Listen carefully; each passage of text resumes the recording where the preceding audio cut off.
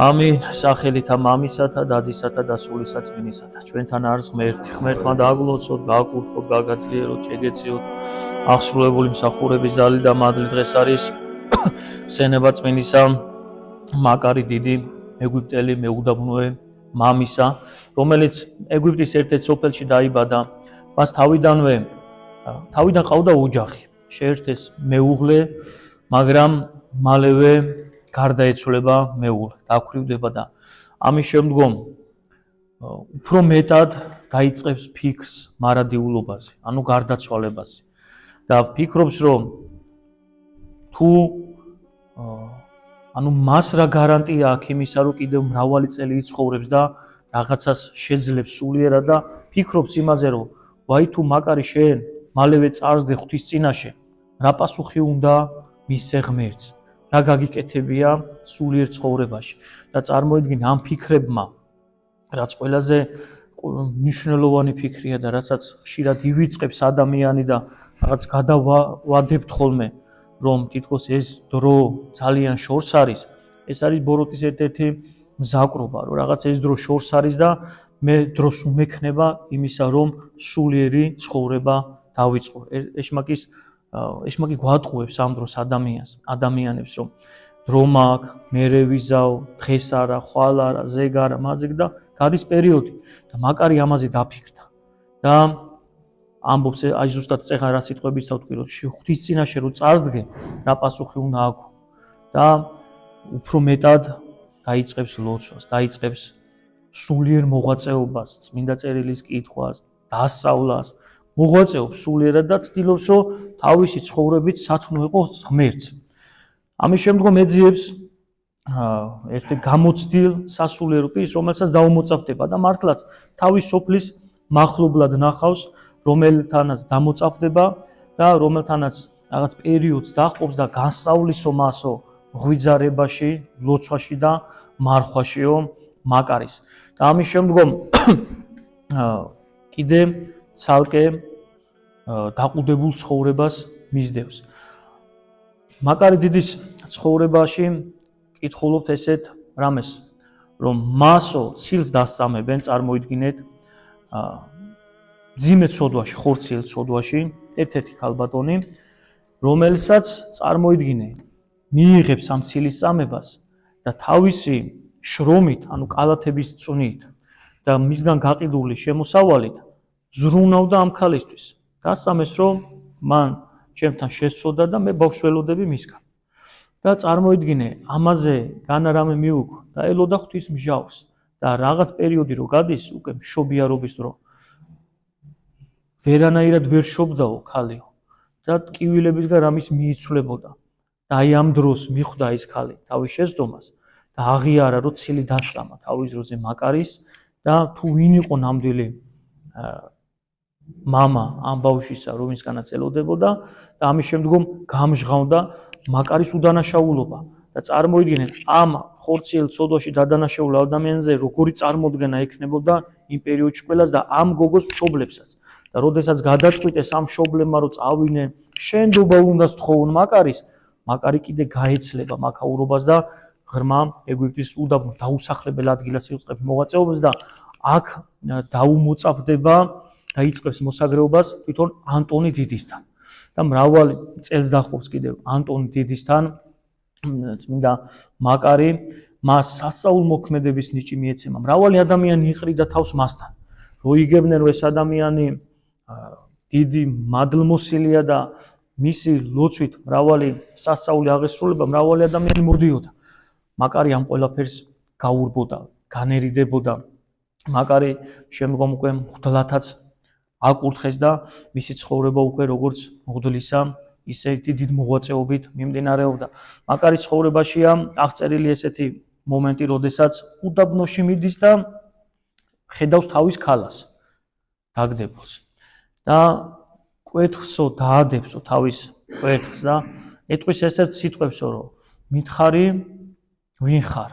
წარმოიდგინე, რამხელა კადენიერება ქონდა ღვთის წინაშე მაკარის თავისი მოღვაწეობით. და ესმის ხმა, რომ მეო ქურუმი ვარო, ქურუმი ვიყავიო, კერპების სახური ქურუმი. და ეხლა რა მდგომარეობაში ხარო? ეხლაო ძალიან ვიტანჯებიო ჩემი ცხოვრებიდან გამომდინარე, რომ ჭეშმარიტი ღმერთის თაყვანისცემაში არ ყოფილვარ და კერპებს ვეთაყვანებოდიო. ეხლა ვიწვიო ცეცხლის სალითო, მაგრამ შენი ლოცვითო ცოტა ვიმსუბუქდებაო და ერთმანეთის გარჩევას და დანახვას ვიწყებთო ისინი ვინც ესე დიდ ტანჯვაში ვართ. და მაგარი ეტყვის რომ აი ცრემმორეული, როდესაც გაიგებს როგორ იტანჯება ადამიანი უღმეთ უცხოვრებ და შენს მეტ ტანჯვას კიდევ ვინ განიცდის. ვინ იტანჯება უფრო მეტად თქვენზე ძალიან და ჩვენს ქვემოთ და ჩვენზე უდიდეს ტანჯვაში არიანო ის ქრისტიანებიო, ის ადამიანებიო, რომელთაც ღმერთი შეიცნის და ღვთისსათნოთ არ იცხოვრესო და ღმერთი უარყვესო თავისი ცხოვრებითო. ღვთის უარყოფა მარტო არ ნიშნავს სხვადასხვა რაღაც სარწმუნოებით ცდომილებას. არამედ ღვთის უარყოფა ნიშნავს საქმით უარყოფას. ანუ ღმერთი მომიწოდებს ერთისკენ და მე ვცხოვრობ და მე ვიხვწვი და მივილტვი სხვა რამისკენ. ღმერთი მომიწოდებს ზიარებისკენ, მე არ ვეზიარებ. ღმერთი მომიწოდებს სინანულად, მე არ მინდა სინანულა. ღმერთი მომიწოდებს ლოცვად, არ მინდა ლოცვა. ანუ ეს ყველაფერი ნიშნავს უარყოფას. შეიძლება გარეგნულად ადამიანი ინარჩუნებდეს მართლმადებელი ქრისტიანის სახეს, მაგრამ თავისი ცხოვრებით ღმერთს უარყოფდეს. თავისი გაჯიუტებით ცოდვაში ყოფნით.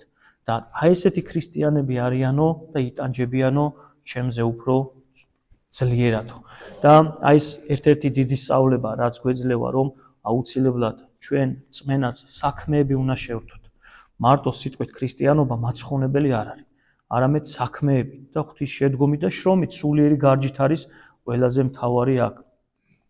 ასევე ერთ-ერთი ლოცვის დროს ღირს მაკარის ჩაესმება ესეთი ხმა, მაკარიო, ქალაქში ცხოვრობენო ისეთი ადამიანებიო, ანუ ოჯახური ცხოვრებითო, რომ შენზე დიდ ღვაწლში არიან და მაკარის მოუნდება გაგება რა არის ის ღვაწლი, რასაც ერში ადამიანები იქმან და წავა ღვთის განგებით, ღვთის შთაგონებით მივა იმ ადგილას, სადაც ღმერთმა მოუწოდა. შევა ოჯახში, გამოეგებება ორი ქალბატონი და მაკარი ეტყვის, რომ მე ღვთისაგანო ვარო, ღმერთმა თქვენზე მიმანიშნა, რომ თქვენ სათნო ცხოვრობთ, კეთილმორწმუნე ცხოვრობთ.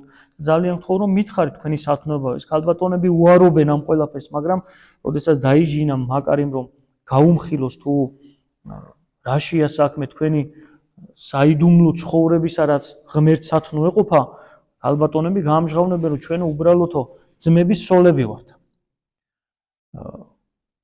მონასტერში გვინდოდა ცხოვრებაო, მაგრამო ქმრებმა ნება არ დაგვთესო, რომ წავსულიყავითო. ხოლო იმის შემდეგო პირობა დავდეთო, რომ ერთი ავის სიტყვა არ უთხრათ ერთმანეთსო. და ისე გავატაროთო მთელი ცხოვრებაო. ანუ ლოცვაში, თანხმობაში და სიყვარულში, ერთსულუნებაში. გავატაროთ მთელი ცხოვრებაო. ეს არის ჩვენი ღვაწლი, მეტი არაფერია. და აი მაკარი ამბობს, რომ ზუსტადაც ღმერთი არ ეძიებს წარმომავლობას, შთამომავლობას, სოციალურ მდგომარეობისა, ადამიანისა, ბერში ცხოვრობს თუ საცხოვრობს, ანუ ეძებს აი εμას, სიყვარულს, თანხმობას, ურთიერთპატივისცემას, რაც ოჯახში, ერში მდგომი ადამიანებმა დაანახეს, რომ მისი ცხოვრება უფრო დიდია, თუნდაც განმარტოებულ ცხოვრებაზე და ეს ერთ-ერთი დიდი სწავლება მაკარი დიდის ცხოვრებიდან. შემდგომ მაკარი დიდი ვალენტი იმპერატორის დროს, რომელიც არიანელი იყო, არიან მწვარებლების მომხრე, გადაასახლა მაკარი დიდი და მაკარი ეგვიპტელი. აი დღევანდელ დღეს არის კიდე მისი ხსენება, ერთ-ერთ უდაბნოში, ერთ-ერთ კუნძულზე უბრალოდ წარმართებით დასახლებულ კუნძულზე გადაასახლა, როგორცნაირად დაჟის მიზნით.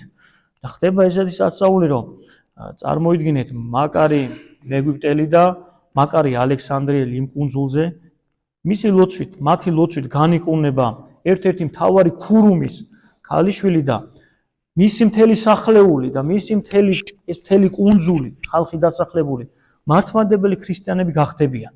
და შეერწყება იმპერატორს, დასაჯელად გაგზავნილი ადამიანებმა მთელი კუნძული მოაქციესო და ისევ თავის უდაბნოში დააბრუნებენ, გადმოასახლებენ ისევ აქე და ესეთი მრავალი სწავლება, მრავალი მაგალითი, მრავალი მოძღვრება ჰქონდა მაკარი დიდის თავისი ცხოვრების განმავლობაში და ძალიან ბევრს არიგებდა ადამიანებს და ერთ-ერთსაც გავიხსენებ, რომ უნდა გავდეთო ადამიანებსო, მიცვალებულ ადამიანებსო და რაშიო.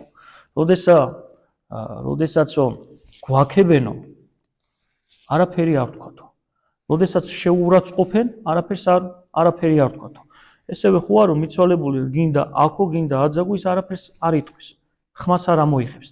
აი ესო დაიმახსოვრეთო, ეს არის ცხონების ერთ-ერთი მოკლე გზა, რომ გვაქებენ არ გავაამპარტავნდეთ და ამაზე რაღაც თავი დიდი არ ვყოთ. როდესაც გულანძღავენ, ჩვენს ლანძღვით არ უპასუხო და შეურაცხყოფით არ უპასუხოთო და ესეც ერთ-ერთი დიდი სწავლება მაგარი დიდი ცხოვრებიდან და უკვე 80 წელზე მეტი განვლო მაგარი დიდი მეუდაბნო ცხოვრები და მშვიდობით მიიცვალა მეოთხე საუკუნეში. მისი ლოცვა შეგვეციოს, გაგვაძლიეროს, სწავლობდეს და მისი მთელი ცხოვრება იყო სიმდაბლისა. ერთი ფრაგმენტი გამომჩა, რომ როდესაც პალმების მოსატანად იყო წასული, რომ მერი კალათები უნდა დაეცნა, წინ ხილურად ეშმაკი დახვდა და ნამგალი მოუქნია, ბასრი იარაღი მოუქნია, რომ უნდა ჩაერტყა და მოეკლა. და ვერ გეკარებიო მაკარიო, ისე მძულხარო, რომ აი შენი სიმდაბლე მამარცხებს ყოველთვის.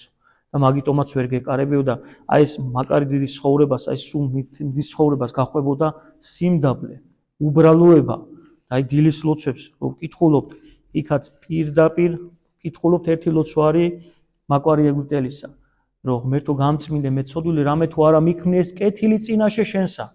აი ეს მოღვაწე ამბობს, რომ არაფერი კეთილი არ მიქმნია შენ წინაშეო. ნახეთ მისი თავმდაბლობა, ეს თავმდაბლობა უნდა იყოს ჩვენთვის მაგალითი, რომ ყოველთვის ამას ვეუბნებოდეთ უფალს, რომ განა რამეს წარმოვადგენთ, არამედ არაფერი არ გვიქმნია ღვთის წინაშე და აი ამ თავმდაბლობით ვიაროთ და ეს თავმდაბლობა გვიძღოდეს ყველა ნაბიჯზე. შეგვეციოს მისი ლოცვა კურთხევა, დაგულოცოს, გაკურთხოს და გაგვაძლიეროს მაგარი ეგვიპტელმა. მისი ლოცვა კურთხევა შეგვეციოს, დაგულოცოს, გაკურთხოს და გაგვაძლიეროს უფალმა. ამინ. ჩვენთან არის ღმერთი. აი ხარით.